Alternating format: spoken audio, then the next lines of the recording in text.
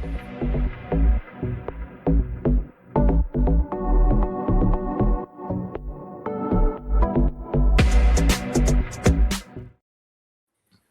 there, baseball fans! Back with another edition of the Prep Baseball of North Carolina. We dropped the report podcast. It's been a while since we've been on here. You're going to see some rust as we did right with the off the shoot with the intro.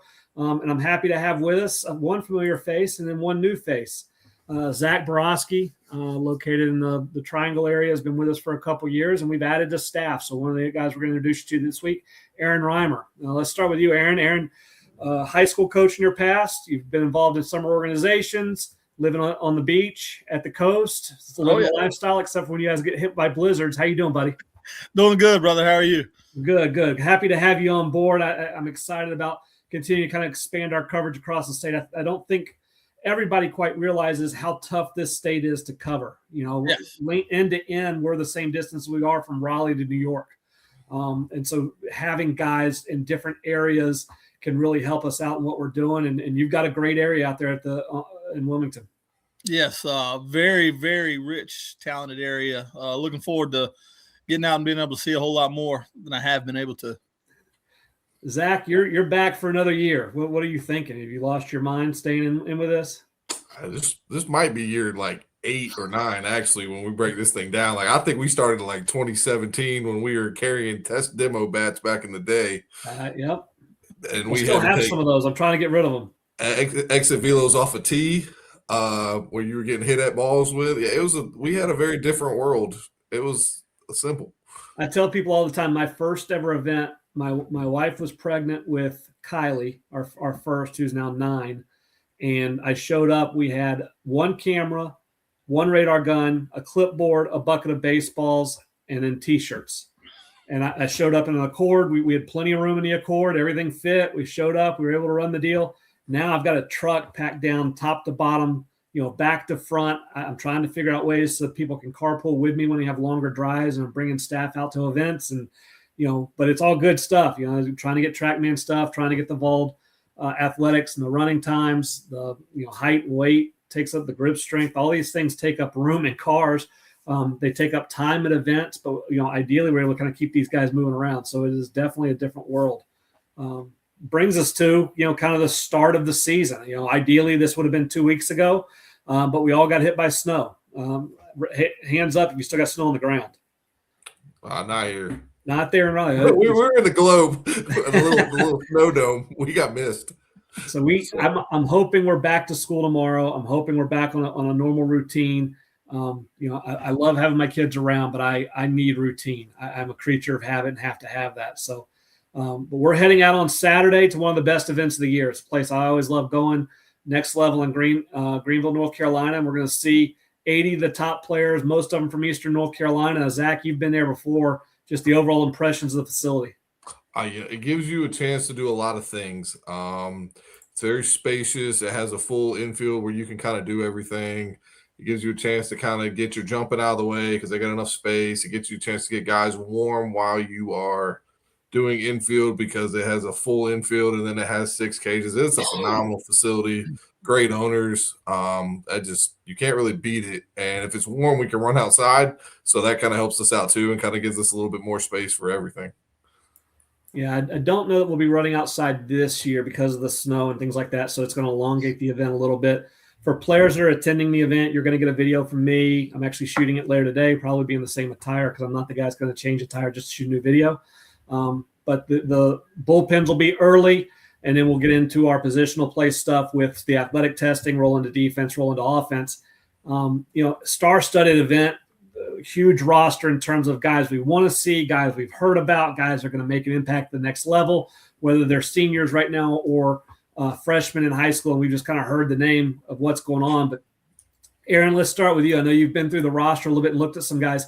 Give me a couple names here to start off that you'd like to talk about and you're excited to kind of see how they progress and since the last time we've seen them. One of the first names popped off was Jason Sproul from Laney High School. You would think I'd seen him pitch, but he was conference pitcher of the year in our conference last year. I've yet to seen him pitch. We match up. We've never matched up. We don't play same team, same week. So I've never seen him pitch. All I know is that it's low to mid 90s, really good command. Really excited to get eyes on him actually, and see what he can do. It's been a little bit since I've seen him, but it's one of those deals when you saw him. I saw him a couple years ago, and just watching him move, watching the way the arm worked, and we saw him. I think it was at a Canes scout day, and he was rail thin, but boy, he's a good mover. Zach, you've probably seen him a little bit more recently. Yeah, I mean, it's probably one of the fastest arms in the state. Like, it is electric.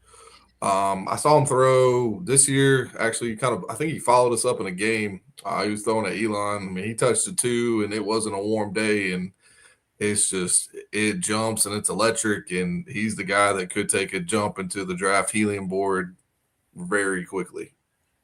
Yeah, North Carolina has a history, and Shooter talks about this a lot from a national level of, it's one of those states where there are prospects. There are guys that, from their sophomore and junior year, there are prospects, and we're following them. We know their names, and they're, internet famous and things like that. But we're also one of those states where we have some guys jump out of nowhere and kind of make, late runs in their career. There's a couple in the state this year. Isaiah James is one in that 26 class. Anand Raming is another one. And then, Sproul could also be in that mix. And there's enough talent, too, with, Rhett Britt and some of the other talents in that area. Scouts are going to be out there. And so they're going to run into some guys. There's going to be some buzz. And, realistically, and Aaron, you can speak to this, there just aren't a whole lot of hideout guys after we start getting rolling. People talk. Oh, yeah. And, I mean, I think everybody in this area has a 90-mile-an-hour arm. If the question is, do you have 2? And that'll take me to the second guy I sent you about, Caleb Case. I was talking to Mills last night over at DH Connolly, and I was just asking him about a couple of the names that you guys had, and his voice changed when I said Caleb Case. That dude has arms galore over there, and he's a guy that Mills said he's expecting really big things out of. We ran into them last year, and I think they threw 2 or 3 different arms at us that looked like the same guy.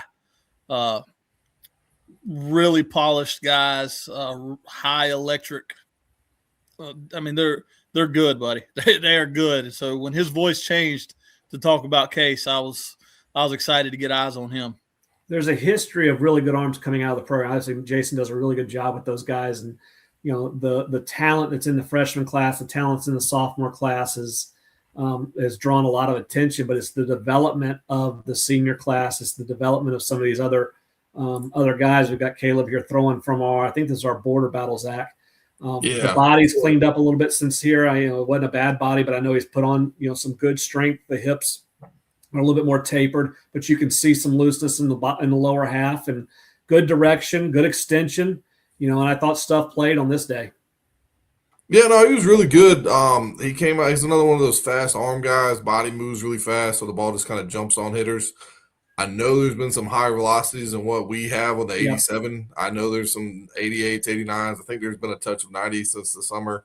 But I mean, the Mills factory keeps going. He has arms for probably the next 5 to 10 years ready to go. One of the things that kind of comes out with him too is, and I saw them play against Terry Sanford last year, is the stuff that you're watching from behind a screen, the stuff that you're seeing on a radar gun doesn't necessarily tell the story. His metrics play different. There's something about his fastball. There's something about his breaking ball, his release point, his extension. His 86, 87 on that day at the border battle played higher than what the radar was saying. He was eating good hitters up. The breaking ball, when you're just standing there and you're watching it, it's good, but the way hitters are reacting, it's telling you it's a tick above what your eyes are telling you. So watching those guys kind of continue to develop, and we've seen those guys over the past couple of years, when they start growing into that quote unquote man strength, there's a jump with those guys. And, Caleb, maybe that guy that we start talking about, it becomes scary for, DH Conley if you're starting to continue to roll out these arms. They already had some high profile arms on the staff, and Caleb now takes another step forward. I mean, they're deep and they're talented. Now the North Carolina system is screwy. It's a one and done. I hate that. Everybody knows I hate that. But they're going to be right there in that mix as our Power 25 rolls out here shortly.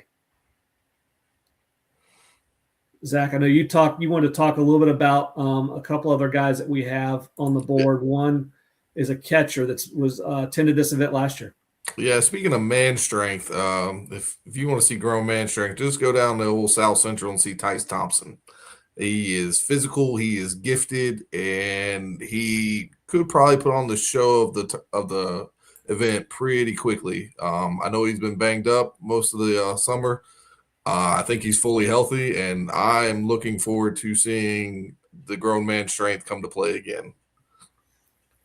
He's a different athlete in terms of the way the body is. He's a big kid, but there was good movement patterns as he was younger. And you can see there's plenty of leverage in the swing. There's plenty of aggression. There's barrel feel. And you can look at the lower half. There's strength in what he's doing right there. But I still think, it's not baby fat. It's not bad weight, but there is strength coming to that frame, and that frame's going to handle more. And, the ball comes out of his hand. It's alive. He's aggressive with his feet. He's showing accuracy. The depth of catching, on the eastern side, Aaron, just the amount of guys that we see year in and year out that can do this position at a fairly high level nationally is not the same, but we do see that in North Carolina. Is it something in the water over there? You got to. I mean, somebody's got to catch these arms. Yep. So, if I guess it's out of necessity, you don't want to be getting hit all the time back there. So you find a guy and he gets real good at it in a hurry, or he starts getting banged up pretty quick.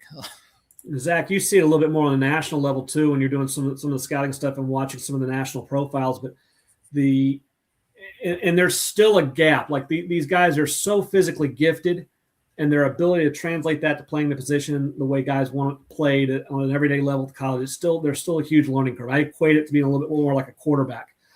As good as they are and as far as advanced they are, we still require more out of that position. But just the number of athletes coming through playing that position, has it changed, or is it just we're blessed in this area seeing so many guys that seem to be athletic back there?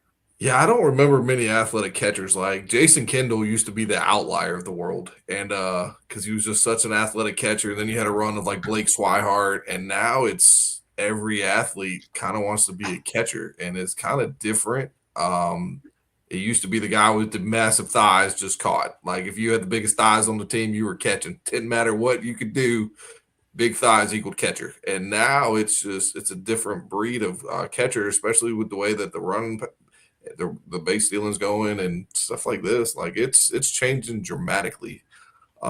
It's kind of fun to see. We were talking about catching good arms. Like, bro, Ty's got to catch Isaiah James 94, 98. Like, everybody in the world is going to learn if that man can catch in about 3 weeks when 30 pro scouts run out to go watch that guy, and he's behind the plate with him. Yeah. And Tice is coming off a year where, in South Central had several guys banged up last year. He's coming off a year where he had some hip issues, hearing, completely ready to roll. So we're excited to see him there. The next player we want to talk about is an arm in the 2026 class, right-handed, still uncommitted, but was kind of a breakout guy at this event last year, Dean Capoletti. Zach, you remember what you saw in Dean a little bit from last year? Yeah, he threw the first ball, and we were just kind of like, who is this country kid? He's from West Johnson.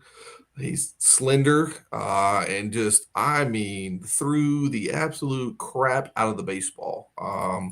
Don't think he threw a ball below 87 and had a very impressive spin.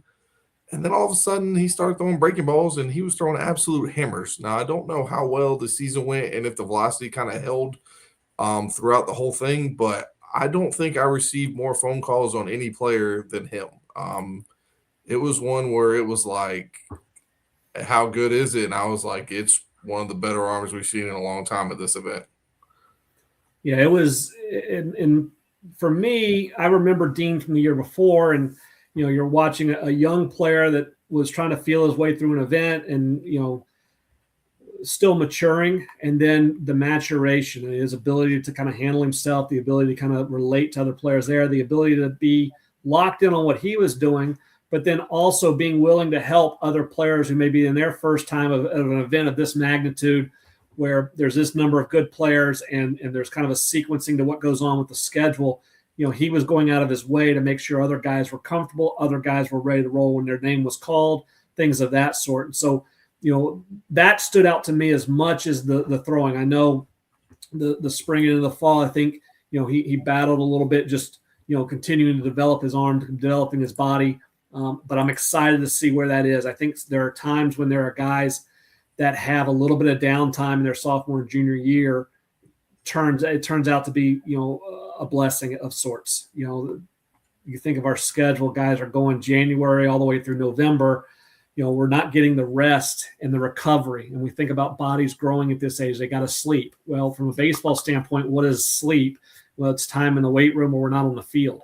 And so for that growth to happen, guys to put on weight, guys to put on strength, then have it to apply to what they're doing, there has to be some downtime. And so guys that, are forced a little bit into that downtime, I think have a chance to at times make big jumps, and Dean has a chance to be that guy. So, Aaron, have you run into Dean at all? Or that was the first time I was watching the video. Like, yep. Man, I mean, that's on you, buddy. Yep. Yeah, it was a pretty impressive bullpen. The East roster, and I'm going to share this screen here so we can kind of roll through this. Just some other names that kind of pop, but this is the deepest preseason All-State event. We've had a couple in Kernersville, but the ability for this area to have kind of grown, and Hatham right out of the chute, Abu Latifa from Rose can really spin a breaking ball, one of the better breaking balls in 28 class. We start his brother's one of the better catchers. We start looking at the grad years. We're thinking about the seniors. This is the year where we now have a chance for them to, take that step forward. For the seniors, they're going ready to go. The juniors are kind of in their prime recruiting space. But for our 28s, now we're looking at future games. We're looking at guys we're going to take to Atlanta to represent North Carolina on Team North Carolina. And then for our 29s, you're looking at them taking their first steps of high school baseball. And for us, looking forward to the super sophomore games. So both you guys coached at a high level in North Carolina. What's that transition like for some of these freshmen and what they're getting ready to go through now that they're ending individuals, getting ready to go into the quote-unquote tryout period, which is 1 to 2 days now, and then full-blown high school baseball?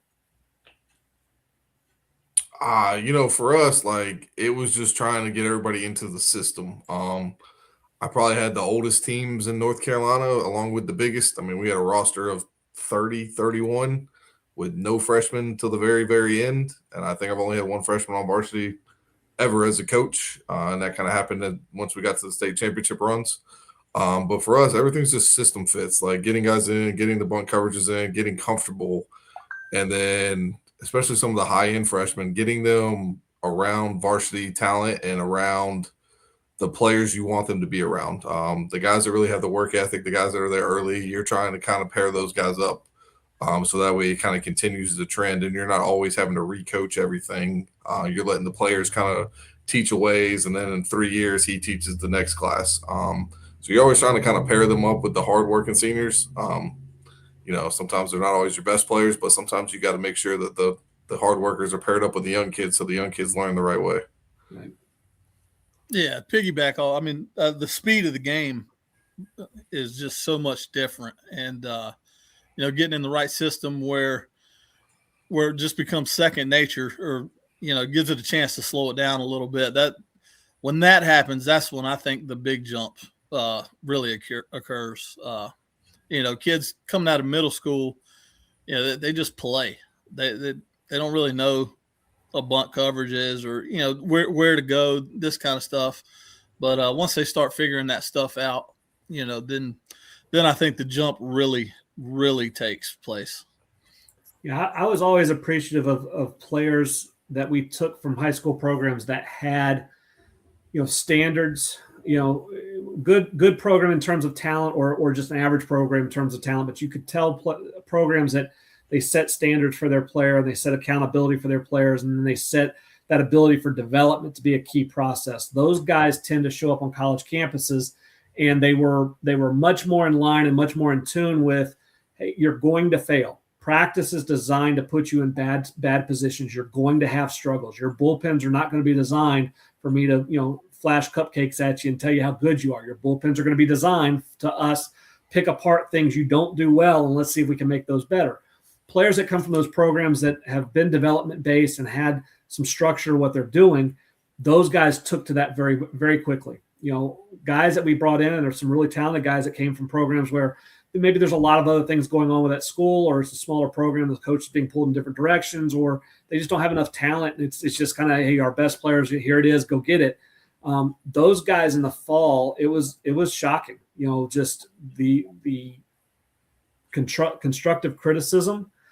It took them a while to realize it was constructive criticism. So, us seeing these guys and seeing where they're at now, and then like Capoletti, we talked about, and watching that growth over the next couple of years. I always find that interesting with these guys because, and you guys are still in the high school environment, the difference in the maturation of a 7th and 8th grader to a 9th and 10th grader to an 11th and 12th grader, and the way they handle their interaction with adults and the way they handle their interactions with friends. You can see that growth for the most part. I'm sure you guys have stories for the most part across the board with those guys. Yeah, I mean, I guess part of the benefit I have is like running a batting center. So like I'll actually, seeing those guys every day, how they work and how the friend group has kind of changed, and how some of the players that have gotten better have kind of adjusted the friend group. To me, it'll actually be fun to see them in an out setting. I think I have like 8 or 10 guys coming from my cages to these events over time. So like seeing them in a different environment, I always see them where they're comfortable. Like around me, like we're comfortable. You can't really do wrong. We're just trying to get better. Now we're about to go try and show some numbers. And so I think that's a big part of it is like high school kids. Like if I can tell you anything, pick the right friends. Like if you want to be good at baseball, you got to have friends that want to be driven. Like you might not have to have all baseball friends. Like you need something to take you away from the game. But like if you're surrounding yourself with bad people, I cannot tell you how quickly this is going to change for you. Aaron, you worked your first event for us this past fall. As I try to get my screen in the middle, we're going to change this. So hiccups. But you worked your first event for us this fall, and you've run practices. You've been in highly competitive games, and you've played in big time atmospheres. But even in that first event, there's something to being the new guy, and there's something to the pace we're trying to go. Trying to relate that to some of these guys that may be going through their first event. And that ability to try to relax and try to make it just be a baseball player. What types of advice off of you being the new guy could you offer to them? I mean, don't change what you do, but at the same time, pay attention to what everybody else is doing. If you're a guy that needs to warm up a little longer, then get there and get there a little early and do what you need to do. Don't get rushed. Don't let the nerves get you. You're there for a reason. So just relax and show it off. I love that. Yeah. And we will do everything in our power to walk you through what's going to happen. Make sure you do have the understanding. Make sure you do have time to allow you to know, hey, if you're not quite ready, flip with somebody. That's fine. But inevitably, every time we have players that are just a little bit on edge and they don't perform as well as you want. And we'll, even with those guys, Zach, we'll try to take them off to the side and say, hey, take a breath, relax, and then we'll try to give them a little bit of instruction. But we don't want to get too deep in the instruction because we don't know what they're being taught on a daily basis. We're not trying to change who they are. Yeah, I mean, like sometimes people don't know who we are. Like most people, you see me, you're like, oh, what do you do? I was like, well, I was a pro scout and a high school coach that had 2 state titles. You might not know that. So me talking to you, you might think I'm an idiot. And so for us, it's all just a comfort factor. Like I think everybody kind of knows you were a big college coach. And so it's a little easier sometimes to relate to you.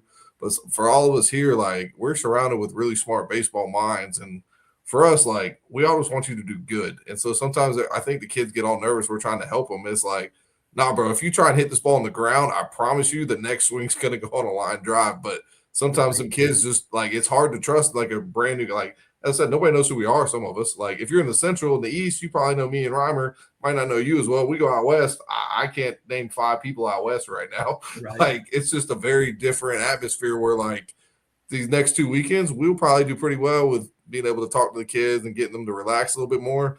We go out west to the athletes lab. I mean, I'm taking directions on how to get lunch from somebody sometimes. Like, it's just a different world. Yeah, I'm gonna ignore the little shot you took at me of being a big coach. I've dropped some LBs now. So. You might got me now, to be honest with you. I know. I might be the big guy at PBR now.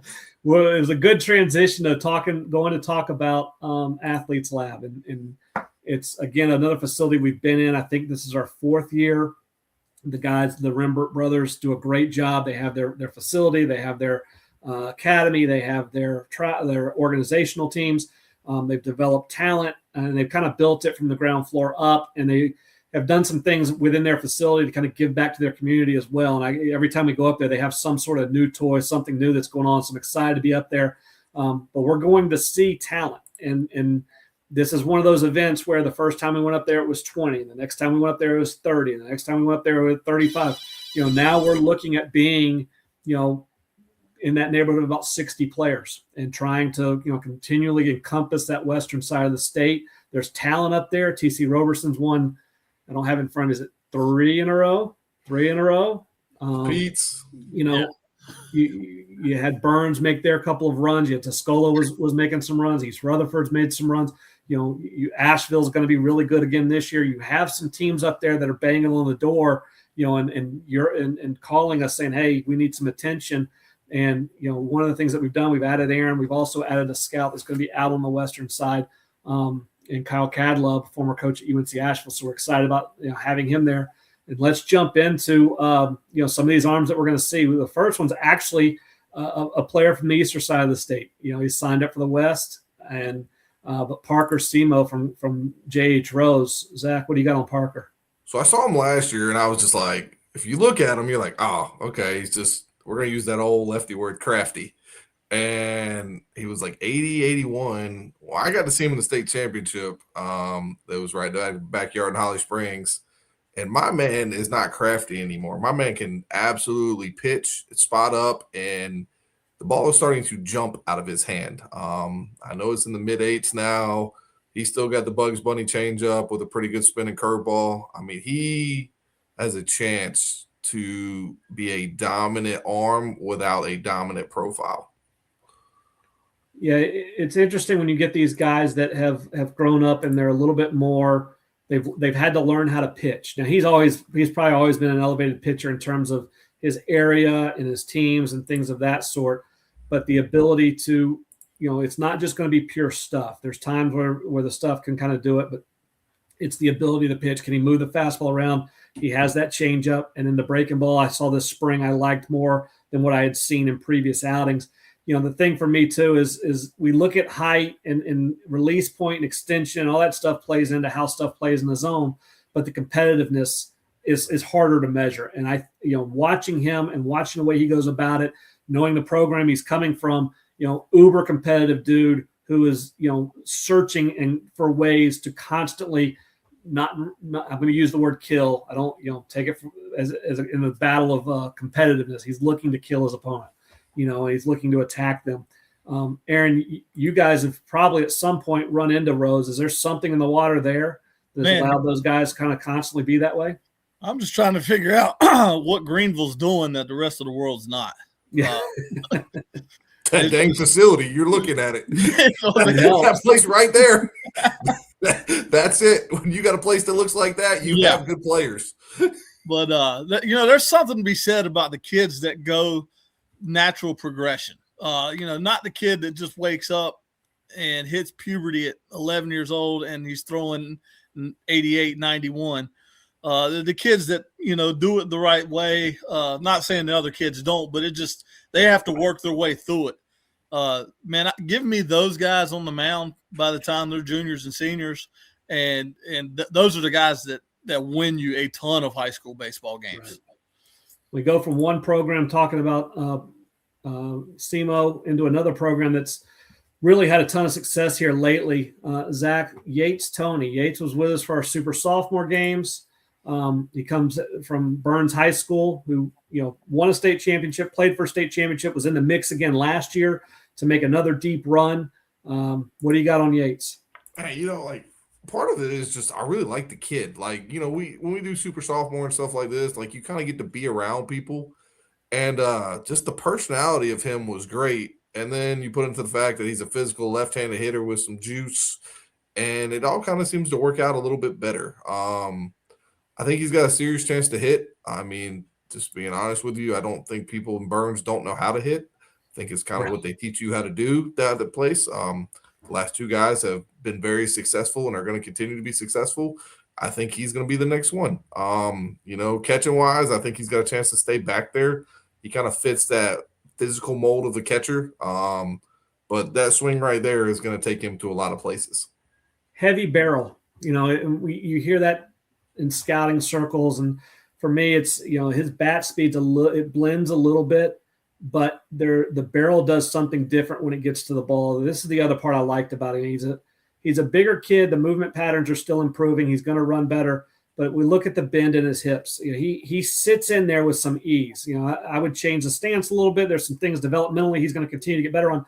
But there's some ease with which he gets down. And as you get older, that becomes harder. I watch, my son and my daughter, they can just squat down, heels stay flat. They can go to get whatever. You start getting my age and you can get down to about, a quarter squat before things start to hurt. He's got that natural bend, and there's athleticism in the feet. There's carry in the arms. So I think there's a chance to stick back there, but I think you're right in terms of, what's he going to be? It's going to be a bat first, and then kind of figure out where he's at from there.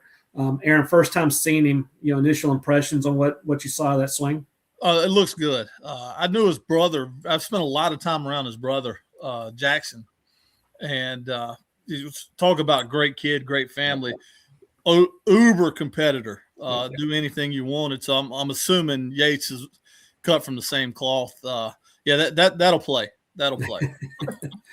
We'll go from Yates. Now we're going to talk about another player we had on our national, take the national trips with us in the future gamer, Parker Philippek. Parker is a state champion at TC Roberson. And is in a unique position where he's playing for his father. And I think that's always something that's extremely difficult, for both the father and the son.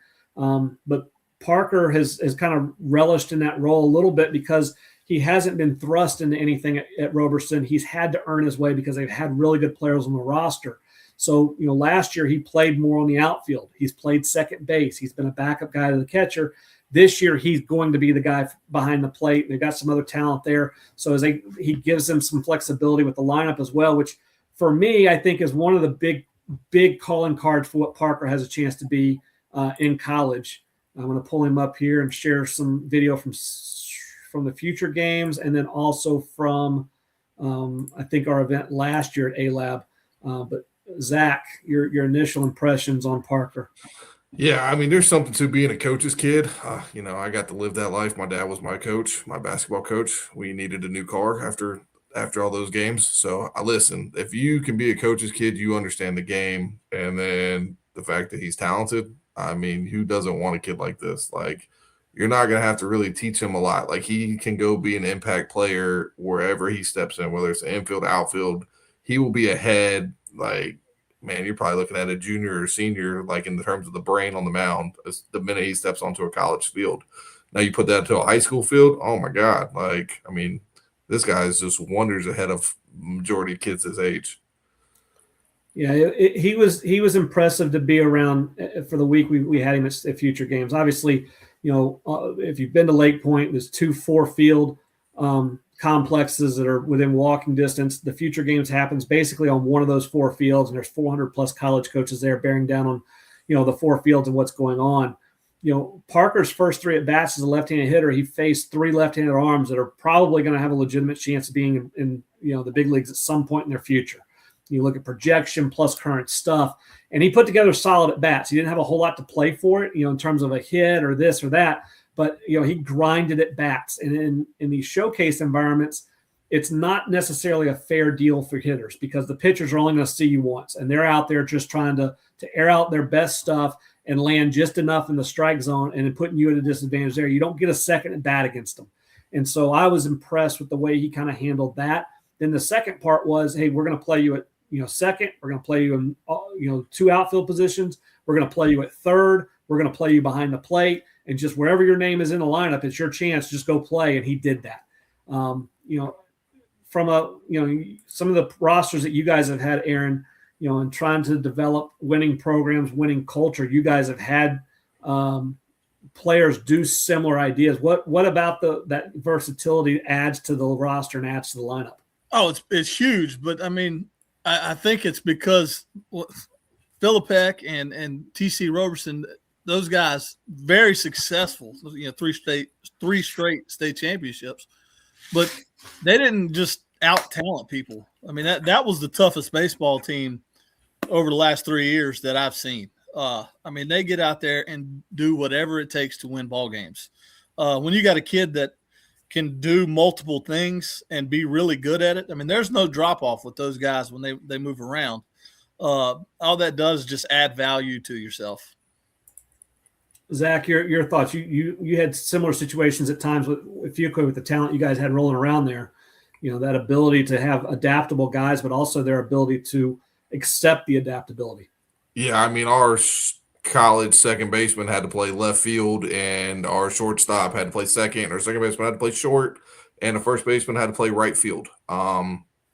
It's what makes you good, and it's what makes you to have a chance to be elite. If you cannot do that, you're always going to be good because you have talented players.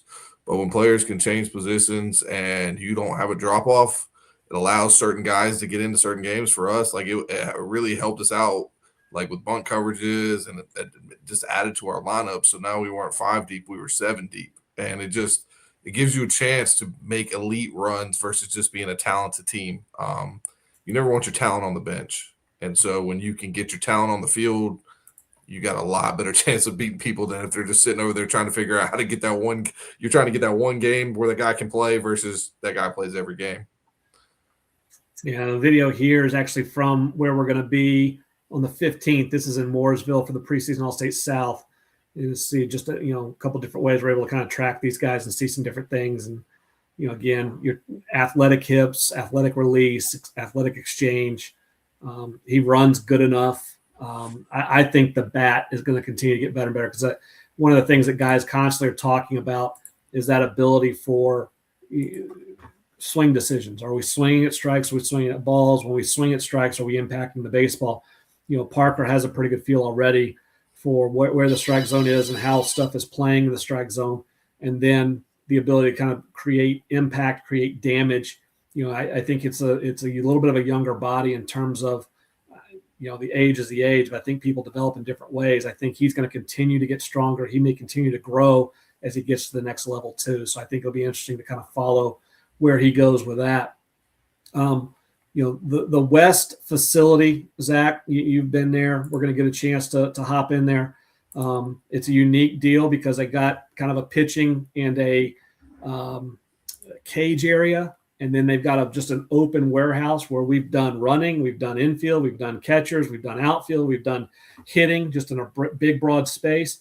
And then they have an outdoor space. And I think, knock on wood, the weather there, we may be able to get on the outdoor space for our defense, for some of the running, and kind of keep guys moving around.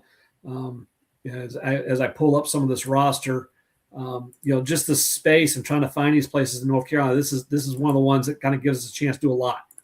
Yeah, like it's a really fun place. They got a whole separate pitching place where you got plenty of room to get your pitchers loose. They got enough room where you can hit 2 guys at the same time. Make sure you're wearing a helmet if you're the thrower, because it's a little tight on the beams. However, it's so spacious where you're not really worried about, like, our guy's going to get loose. Like, it's really good. They got a huge field outside. If you throw it over the fence, don't go knock at the neighbor's house. Leave that thing out there, that lady in the White House. Other than that, like, it's a really fun, and, like, it keeps getting better. So, like, last time we were there, the outdoor spot was getting to be really good. So, like, I'm actually kind of curious what it looks like now. Yep. Every year they've taken a massive step in improving their facility. Kind of goes with their whole organization. Their organization keeps continuing to trend up. That's right. So, like, I'm really excited to go there. There's a really good Mexican restaurant right across the street. Just so you know, that's the only place I know in Hickory, other than the station. Other than that, those 2 places, if you guys got any recommendations for lunch, let me know. But, like, Hickory's a fun town. I really enjoy that place. Hopefully all the snow's gone by the time we get there. But other than that, like that Athletes Lab is a great facility. Yeah, we're going to see some arms. Colt Briggs was a future games guy. Lawson Copeland, future games guy. We talked about Philippek. Grant Helms was on the verge of, he was a super sophomore guy, was right on that verge of being a future games guy. John Ingles going to Yale, left-hander that can really pitch. Gunnar Johnson's an infielder probably for me first, was a super sophomore games guy, showed, advanced spin of the breaking ball. Cameron Keenan is kind of one of my picks to click. I think this one's going to be got a chance to be special over the next 12 months. We saw Elijah Martin's a dual guy. We saw him in top prospect games. Dylan Poling is kind of a late bloomer, is committed to Guilford Tech, but I'm interested to see just a long body, long arms, power threat. Where does that develop? James Price was kind of a future games fringe guy, power potential. It's just going to be one of those events where there's a bunch of names. One of the ones that kind of stands out to me is Bo West. I think Bo's a dual sport guy. I think he's a quarterback at Tuscola as well. I don't know that we've seen him a ton in these environments, but I've seen him in high school games, tracking Amos Rich and some of those other guys, and athletic dude, kind of interested to see how he stacks up in terms of his analytics. Parker Williams was a super sophomore guy. So this is, again, it's another roster where, we've done a good job kind of identifying guys that have a chance to, make Team North Carolina, that have a chance to play in college, that may have a chance to be pro prospects. So, Saturday's going to be a great night. Sunday, it's an early, quick turnaround for us. We got to get across the state and then wake up early. I don't know who's scheduling this. That's bad scheduling. But the alternative is we're running an event during the Super Bowl, and that's probably not a good idea. So we're gonna go that direction. Guys, that was really good. Real quick, we've got upcoming. Our high school previews will start rolling out here in about 10 days, our Power 25 in about 10 days. Just touching on the high school season, we've now got 8 state champions in the public classification. The private school category is going to be loaded again. It's shaping up to be a great spring. Your quick thoughts on where we're at, Zach? It's going to be different. With 8, like it kind of gets spread out a little bit. Everybody's still talented. I'm kind of curious how it works because none of us really know. Nobody really knows like how the matchups will end up when you get there. Obviously you got to get there. So it doesn't change. Your conference doesn't change. All that doesn't change. High school season right now is about what it looks like in North Carolina. You have no days to practice. You can't get on the field. Right. Won't get on the field till at least Monday or Tuesday of next week and watch it rain. So you always feel like you're behind. So the team that honestly has some of the best indoors and has the guys that have the ability to train on their own are usually ahead right now. Aaron? Yeah, I think the only real difference with the 8 classifications is, it gives 4 extra teams a chance to win it. With one and done in the playoffs, every year there's 10 teams every year that could have won it that don't. So I see the upside to it. I can see the downside, especially early. Always worried about, getting matched up with an ACC arm that's on a bad team early in the playoffs. So, things like that. But nothing really big change other than 4 more state champions this year. Yeah, two stories to that. We had Tyler Barnett out of Hickory High School committed to us at Charlotte. He kind of blew up late in his senior year and, was becoming a guy pro guys need to go in there and see. So we, as a staff, our entire staff went and watched this first round playoff game. They were playing against a team that was, 18-0 or whatever, was ranked number 1 in that classification. I think it was 2A.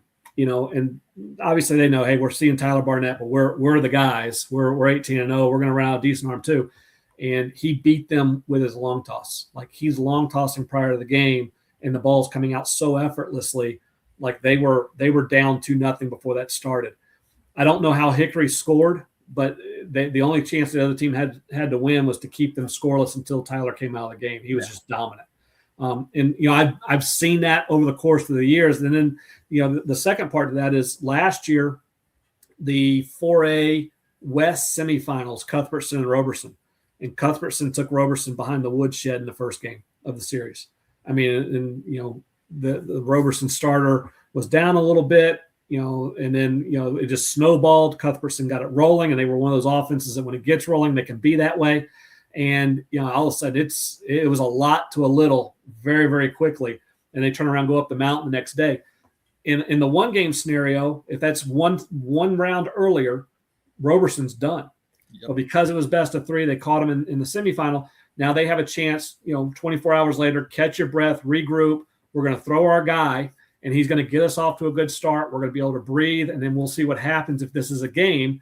And then lo and behold, you get to game 3, and Katie bar the door. Whoever can kind of jump out early has got a significant advantage.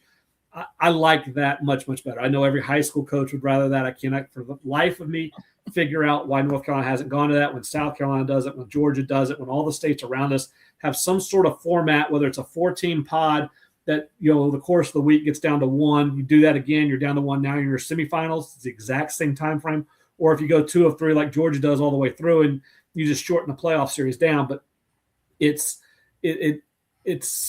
criminal at times in my eyes. And again, some of it's my history. I was on a really, really good team that lost in the first round against a knuckleball guy who had thrown like 19% strikes the entire year and threw 80% strikes against us. Yep. And we hit a bunch of balls right up against the wall, but that's the memory. And I think there's some good and some bad with that. I still am very tight with guys that were on that team with me at Millbrook. And for that reason, probably is because of that heartbreak, and so there's some good and some bad that comes out of it, but I get to complain once or twice a year, maybe a little bit more, Zach, about this sscenario and how it affects us. So I don't know, like, it helped me out. I can't say nothing. We got a couple cuz of it, and that really helped me out, having to miss some aces. I can't really say that it hurt. I also can't say that I've ever won the first game of the state championship, so I'm glad that's best out of 3. I only think I didn't hit. I think we have 3 hits as a team with 30 strikeouts in the first 2 games of the state championships.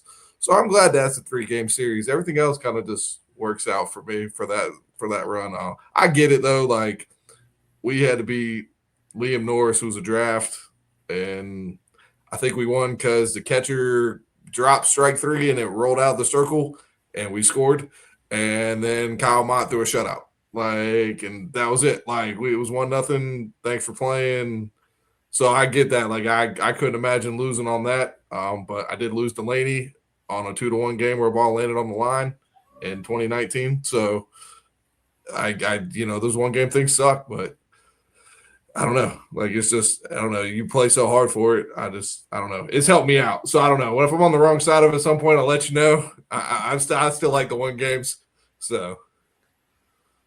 Well, we'll conclude it there. You can tell the reason I'm into this part and not in coaching anymore is because the losses stick with you more than the wins.